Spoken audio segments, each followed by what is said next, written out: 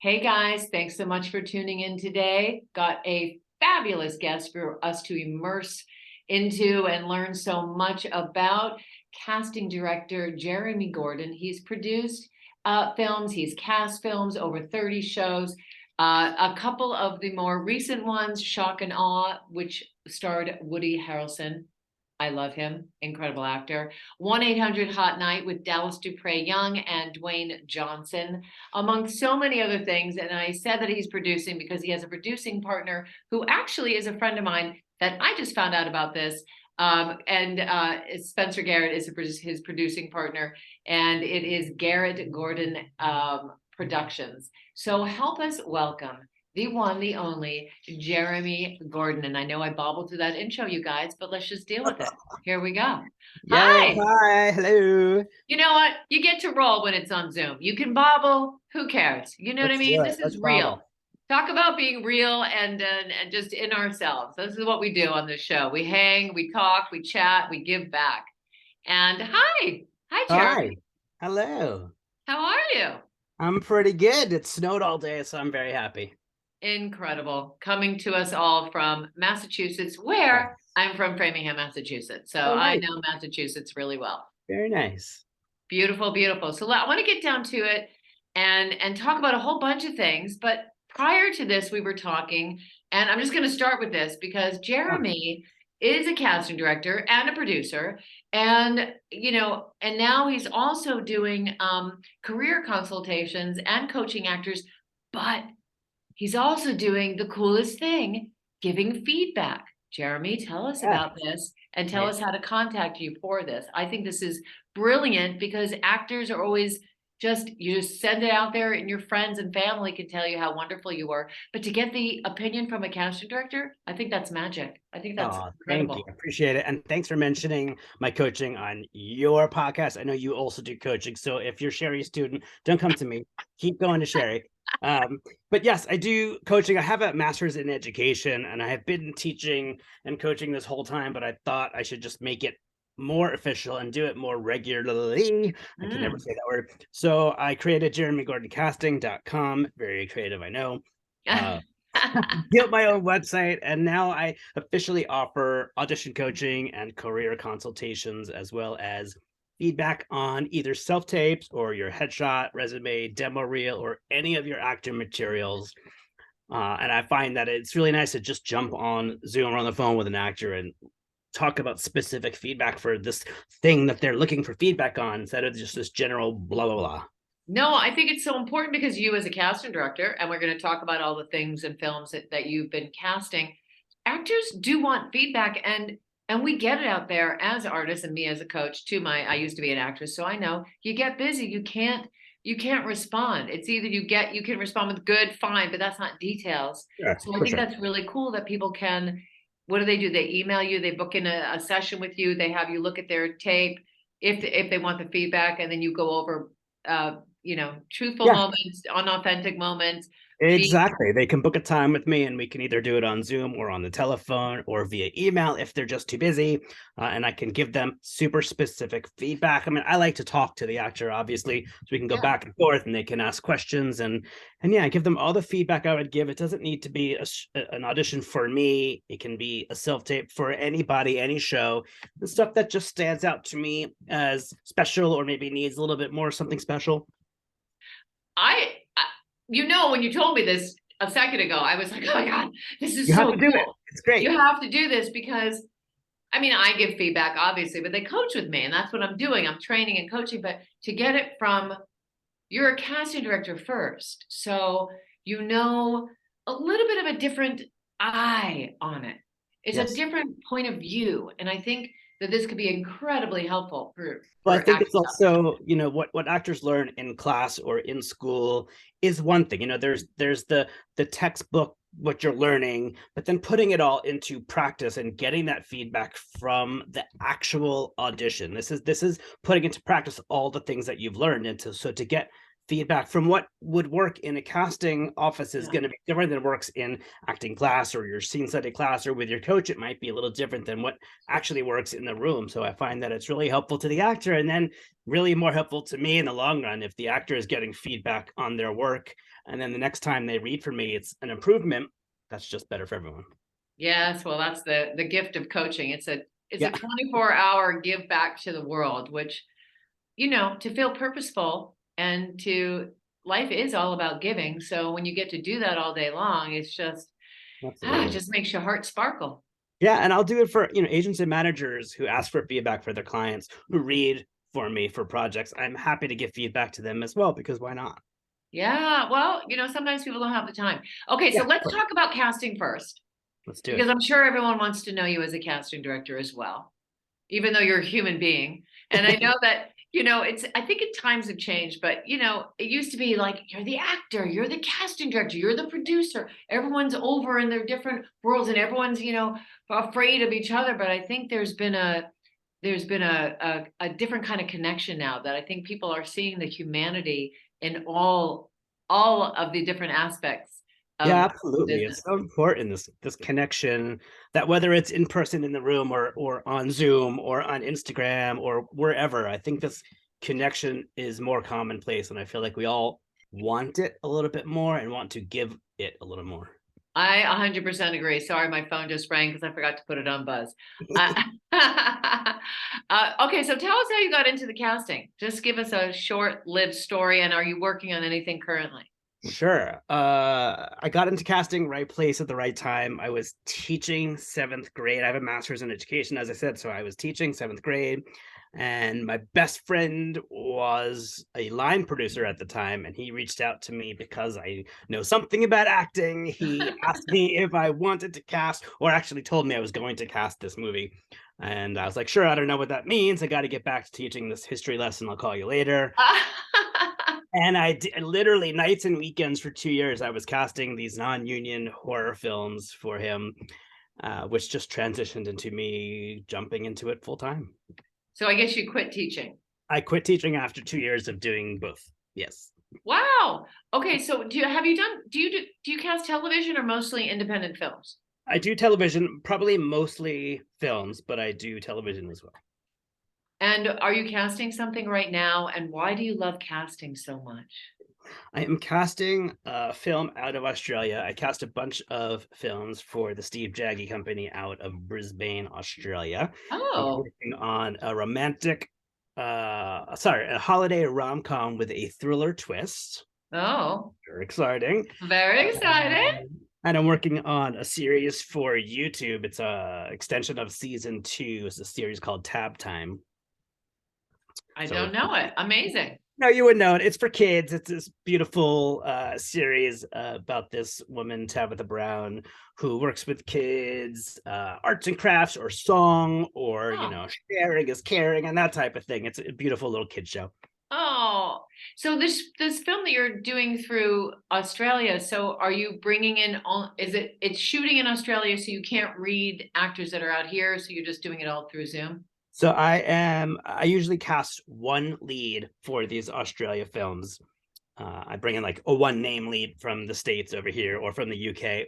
Got it. Over to Australia to shoot the film. So most of the roles are cast locally over there. Got it. And do you find that the actors audition differently from there to here, or is it always similar? In a generalization, I find, God, I think actors are going to hate me for this. I feel like the actors from Australia and the UK in general seem to take it more seriously. As in, again, I hate making this generalization, but I hate that too, but that's okay. We're going to go with it. I really find this level of seriousness that's taken, like they're getting this opportunity to audition for whatever, the show or movie. Forget about the ones that shoot over there, but that the series and the movies over here. And I just feel like there's this level of study and seriousness. They don't like to wake up on a Wednesday and decide I'm going to be an actor next year.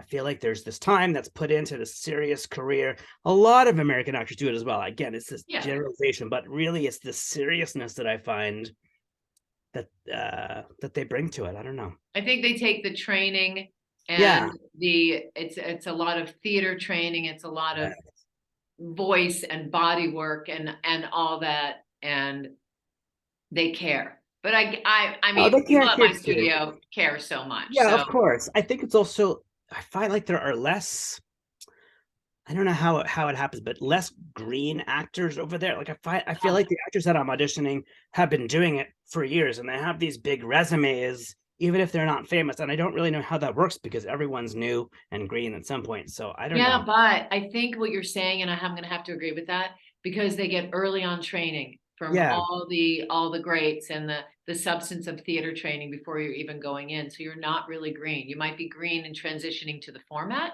but you're yeah. not green in the basis of the work. Yeah, and maybe that's what I mean by taking it serious. I feel like their actors from Australia are they've wanted to be actors for a really long time, and they've put in all of these years of working towards it.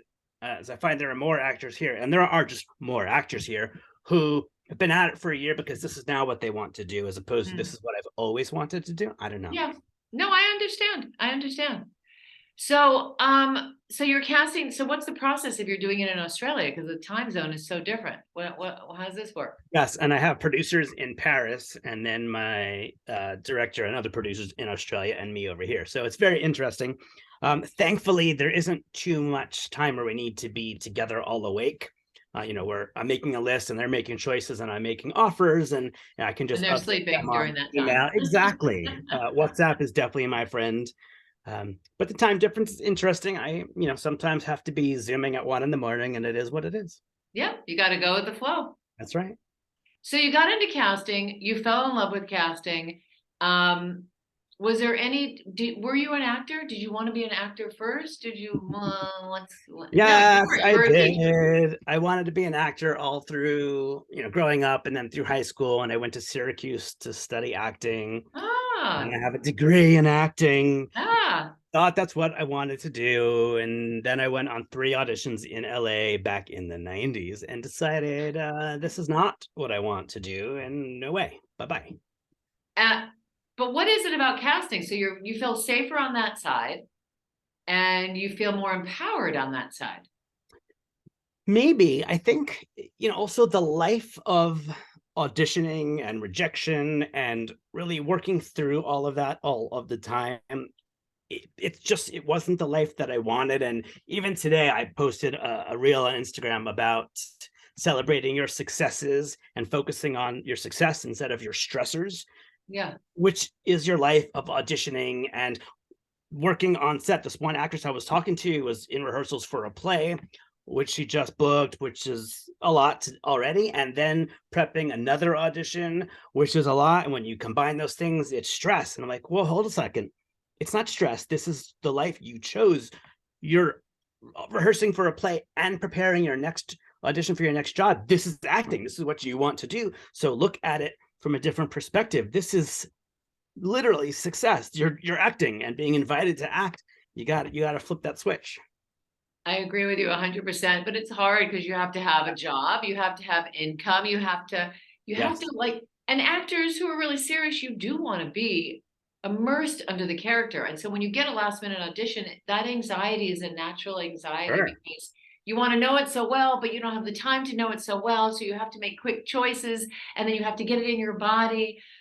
But this is, and I'm sure you'll agree with me, that's why being in class, it just, when you're in classes and then it happens, there's a flow because you're holding yourself accountable every week and you're working that muscle, that audition muscle, that scene study muscle. So when you get those auditions, there's just an easier flow because you're probably working on that character in another Absolutely. scene already.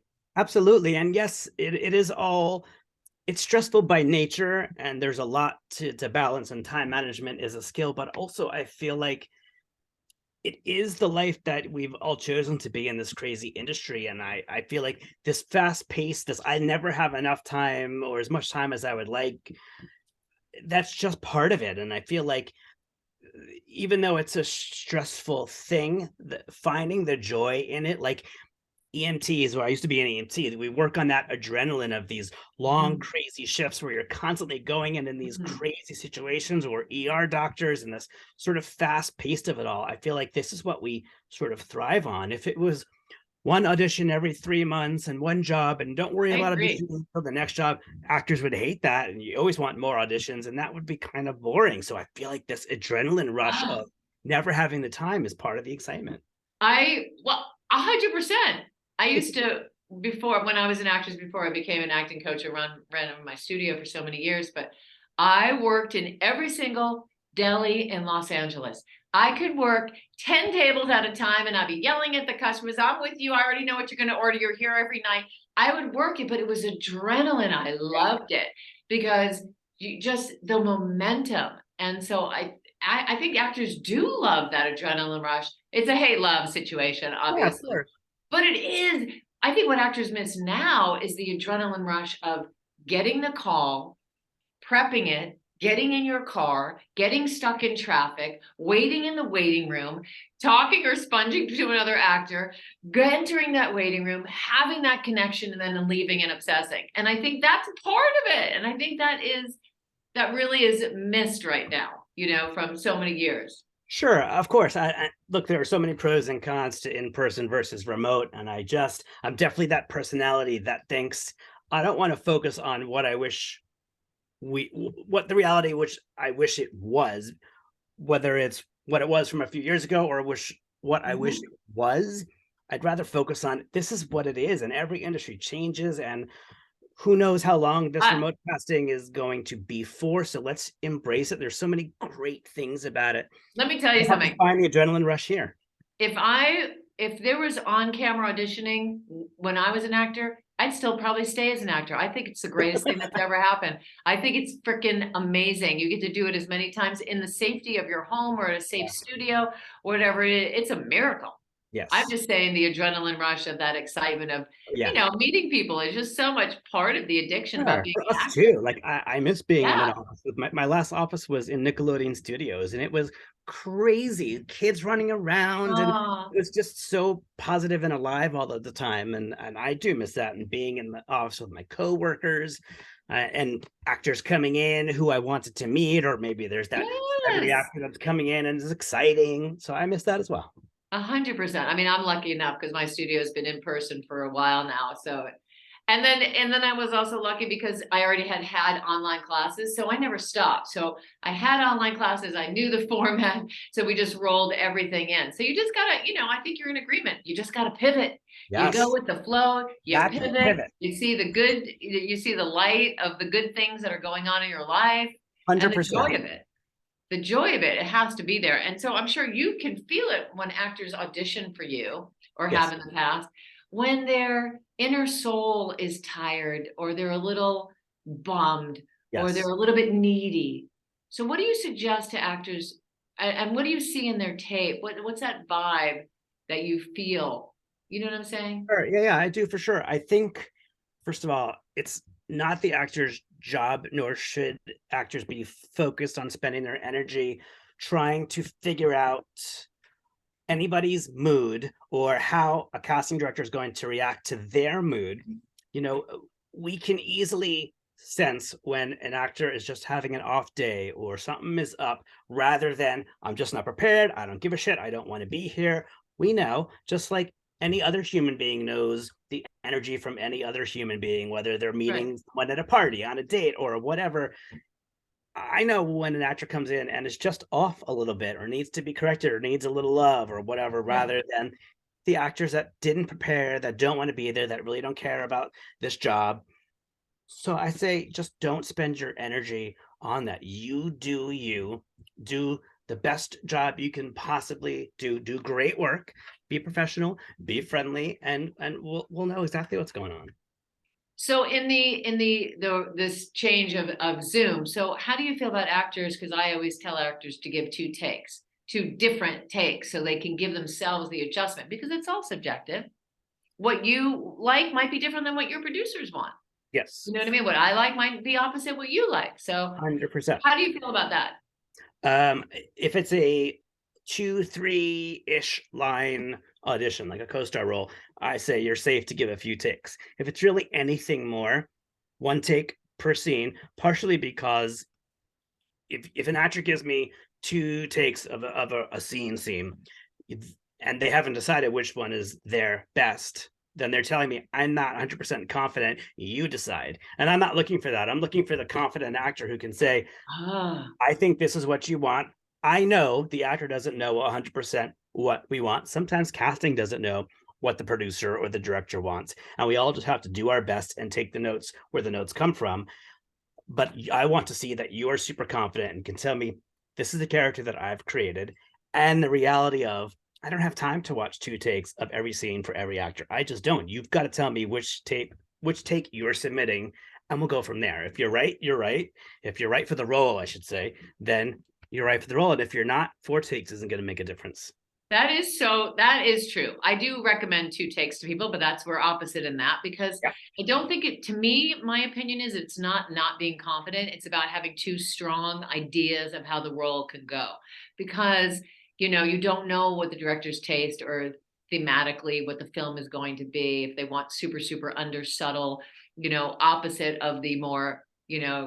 gregarious or flamboyant type of, delivery. So that's why I suggest it. But I do understand that cast directors don't have enough time. But I also understand this: it is about your energy. And Oh so when yeah. you say right for the role, it's your energy. And if your energy is not right, it doesn't matter. So it is really about having fun. Yeah, 100. oh yeah, have fun. And yeah, sometimes it is your energy. Sometimes you don't have to speak a word and we can just know from the Zoom frame or from walking in the door, you're just not going to be right for this role and you don't look like your headshot. And sometimes I'll make a judgment like that and then stand corrected by the end of the 2-minute audition. So there's no one right answer, and you can do everything opposite of what I think you should do and still get the role. And you can do everything opposite I say and Of still course, get the role. of We're course. so connected in that way. It's all opinions. It doesn't matter. Yeah, It's only exactly. opinions. I do this to give back so people can feel like they like, oh, I heard Jeremy talk and now I have an audition for him. And I can say that, you know what, I connected to something you said on this podcast. And I like Absolutely. to give information and different people, different opinions. So they're different vibes. So it almost helps actors out there prepare for the future of when they get called in for something. Now, let me ask you this. So when casting directors put out a time, you have till this date to send something in. Is it because they don't want the overflow or they just have to cut it off so they can have time to watch it? What and will they watch it if it's not turned in on time? Great questions. There's 45 different answers to that question. I like to compare it to the show is shooting on Tuesday, right? So if this is a show that's shooting in front of a live audience, or a show that this is when this scene is shooting on the set for this show that day, no one is going to be able to change that. Nobody cares about your drama and your life and your reasons and your excuses as to why you needed more time. Sometimes roles are changed at the last minute. Roles are cut, roles are added, sex of roles are changed, male, female, fat, skinny, whatever. And Yeah. we have 24 hours to get this person on set, and we have to get you cleared. And so sometimes there is not a lot of time. Sometimes we're cross-boarding a few episodes, so things need to be done really far in advance. Or I know that I'm also starting a movie next week, and I need this show cast, a week ahead of time so I can jump up. There are 1,000 reasons, but it's never because we're trying to do something to an actor or stress them out, or we want to just make them crazy. So we're not going to Yeah. give enough time. But sometimes we have to send the tapes, or usually we have to send the tapes to producers and directors and investors or network executives, which can take a week to go through a studio and network it. Sometimes it's crazy and everybody needs to approve it. And what if they don't approve it? We need to go back to the drawing board. So we need all this time, and therefore you get less time. And so if an actor gets that call and they're just going to be a day late, is that okay? Or just that It depends. sometimes You it know, depends. if it's a super time sensitive, like the show is shooting on Tuesday situation, I don't know what to tell you. The tapes are Right. due when the tapes are due, but a lot of the indie films that I cast, doesn't matter if it's a day late. Not necessarily. I'm not saying be late with your tapes, but you know, communicate. Ask if you can have a day, or send it through your And then agent. let me ask you this. Yeah. On the flip side of that, when there's a time limit to get it in, is it better to get it in early? Are you tending to watch those, or do you watch all of them so it doesn't matter as long as it's done by the due date? I watch them as they come in, just so I don't have 400 tapes to watch at the last minute. Does it help your chances of getting it in really quickly? No, only in those rare instances where, oh my God, tape number 3 is so perfect, no one is beating them, they're going to get this role. All right, well, then you should have gotten it in earlier, but that happens so rarely. Don't wait to the last minute, but don't rush to get it in on the first hour either. Just make it really good.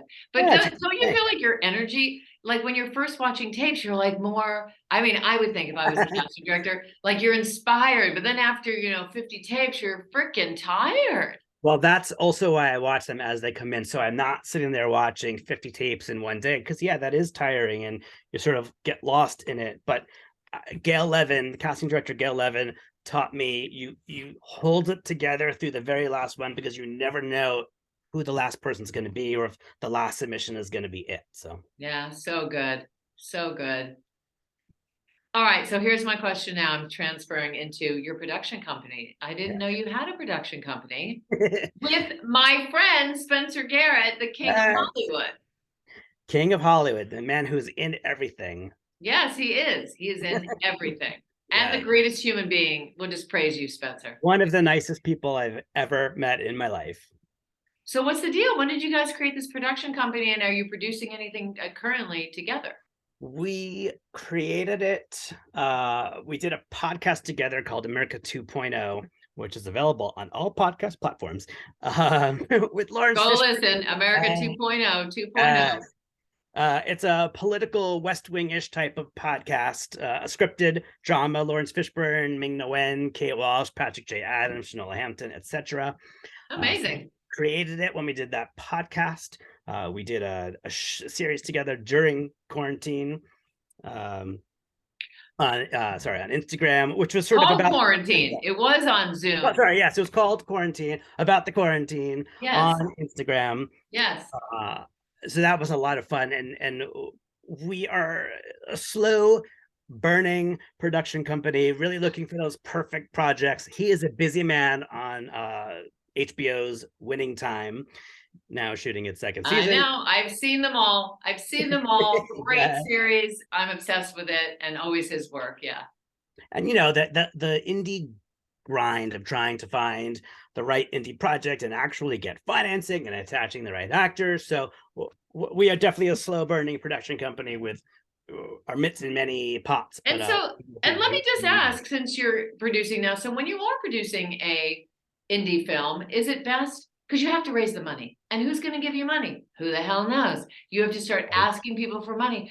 But is it better to find a financier, or is it better to attach names first? And if you're attaching names first, what do? Just call up an agent friend and say, "Oh my God, I got this great script. Please just say yes to your client doing this." What's the process?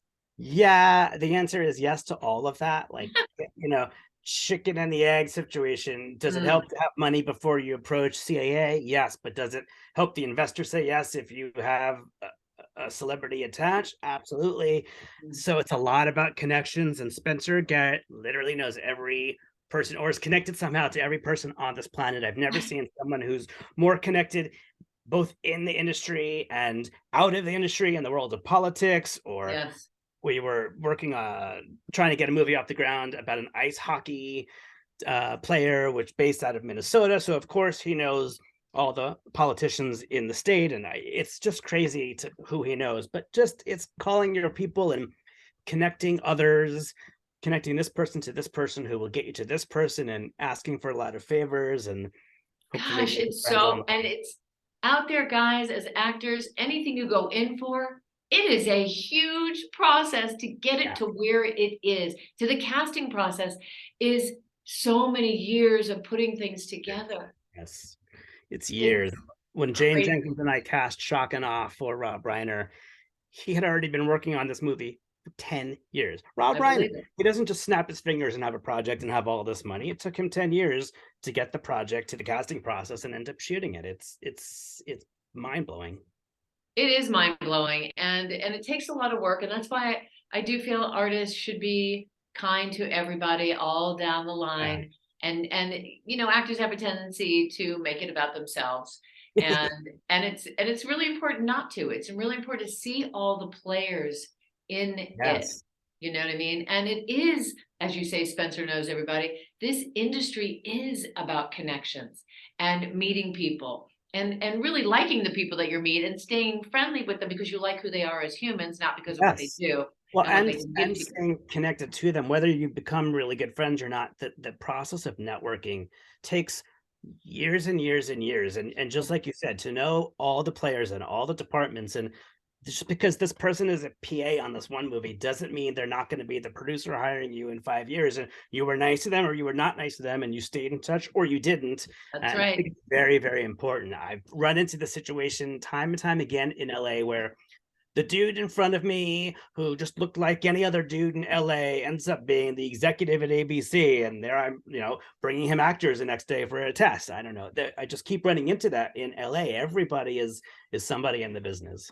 It's so true. That's why it's so important to be kind to everybody. I mean, and most PAs will, if they're really determined, because it takes Oh years yeah, of hard work, they will end up show running shows. absolutely. So it's the trickle down effect down the line. You want to befriend people because you're an artist that's a kind person that's maneuvering their way through, and it's I just have to really tell you a important. really funny story about that real quick. Yes. Driving my car one day through the traffic of LA. Long story short, this car, the driver ends up passing me and flipping me off. I don't know whatever the situation was. No joke. It was within a mile of where we were casting out of. Oh God. And I got a nice look at this actress who ends up reading for me an hour later in an audition, and we both recognized each other. I was like, not awkward for me, but how you feeling? Oh my God. Yeah. Oh my God. She'd be kicking herself. Welcome to Los Angeles. Yes, but welcome to anywhere really, because Yeah, you gotta, it just always bites you in the butt if you're mean. You just that's don't right. want to be. That's Okay, right. so what's some good advice you're gonna tell some young actors out there who are just starting? Give me some advice for these people. Let's see. So two things. It's a journey for everybody, and it can take you 2 or 3 years of working as an actor full time. Whether that means you have a different job that pays the bills, that's fine. But really giving it sort of that full time energy of going to classes and learning how to audition and going on auditions and learning from your mistakes and so forth. And it will take you as much time as it takes you, right? You're not a failure because it didn't happen in 2 years. Every actor, no matter if you're Tom Cruise or Tom Hanks or Julia Roberts, they had no credits, and then one, and then two, and then five, and it took them as long as it took them. Really, nobody becomes an overnight success. Just because you've heard about them on Tuesday doesn't mean that they were a nobody on Monday. They've been at this for years as well. So don't feel bad about that, and celebrate all of your successes along the way. I think that gets overlooked. Reminding actors that auditions are successes. An invitation to act, which is basically what an audition is a success. Just because you didn't book it doesn't mean you were a failure. It is a success every time you book something. If it's a one-line co-star or the leading role, it doesn't matter. It's all a success. Being in class is a success. Networking is a success, and really allowing yourself to celebrate all of those along the way, I think is really important, because you can't determine the success of your career based on bookings only. It is the only business where you can be the best at your role and I mean you're best at Yes, your job and not get hired. So, that's right. but you say 2 or 3 years, it really takes a long time of Oh yeah, I'm saying consistency. 2 or 3 just to Yes. start anything. Yes. Passion, purpose, Yes. perseverance. I mean, you got to go for it 100%.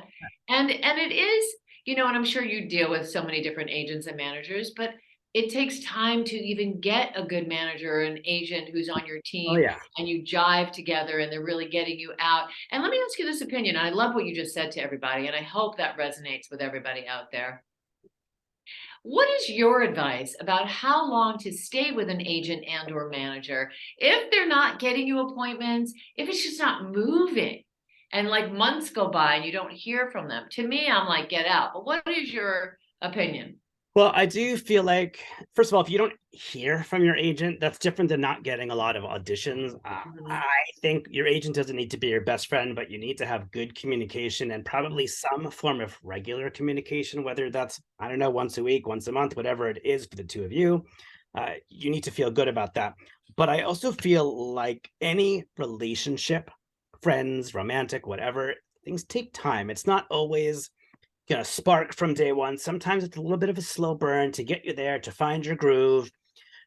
When we used to have the traditional pilot season, I would say to an actor, and I don't know if this has necessarily changed, but I feel like a year is sort of that minimal time to really see if you're going to work well together, because it Mm, could be a slow few months. mm. It could be they're looking for just different types and things are going to change 6 months from now. I don't know. Uh, More than a year, I don't know. And it doesn't need to be a year. If you really know after 6 months it's just not working, then you find new rep. But it's increasingly difficult to find really good matching representation Mm. where you are happy with the number of auditions and the types of auditions that you're getting. So it's really hard to Yeah, say no this one's ever doesn't work, happy. it No doesn't one's work. ever happy Oh, with the amount they're of getting. course, of course. I mean, once in a while, that one person has is a specific, fits in every genre for every role that's Right, coming right, up. right. And I remember when I was an actress, I was always in between, and I was sort of charactery, sort of pretty, sort of the in between. So for me, it was less auditions, and it's sad but true. You could be a really great actor, but if you're physically not matching the picture, you're going to get called in less. So don't give up on that, guys, because the work at the end of the day, the consistency and the brilliance of your work makes you rise up and people will see you. Yes. And that's another reason why it takes time. It's because you need to keep going on these auditions for the same casting office or for different offices, and getting those recommendations, and people will learn of your work and get to know you and see your repetitive submissions or the self tapes or whatever it is, and it really does take time to stick in all of our minds. It really does. So keep going out there, Keep guys. going. Yes. Keep going. Don't stop. Of course, stop if you're not passionate, but don't Yes. stop if you want this so badly. So what's one thing you want to end this on, Jeremy? And thank you so much. I love hanging with you. My pleasure. I love it too. Don't let anybody else determine your dreams. If this is what you're passionate about and this is what you want, you're going to go for it. F everybody else, and don't let anybody else make your decisions. I love it. Thank you so much. Thank Don't F you. everybody else. F everybody else. Love you. Yes. Thank you. Love Be you. safe in Massachusetts. Thank you. Let's rock and roll 2023. Have a good one. Yes, let's do it. Be Bye. courteously aggressive out there, guys. See you on the next one. Bye.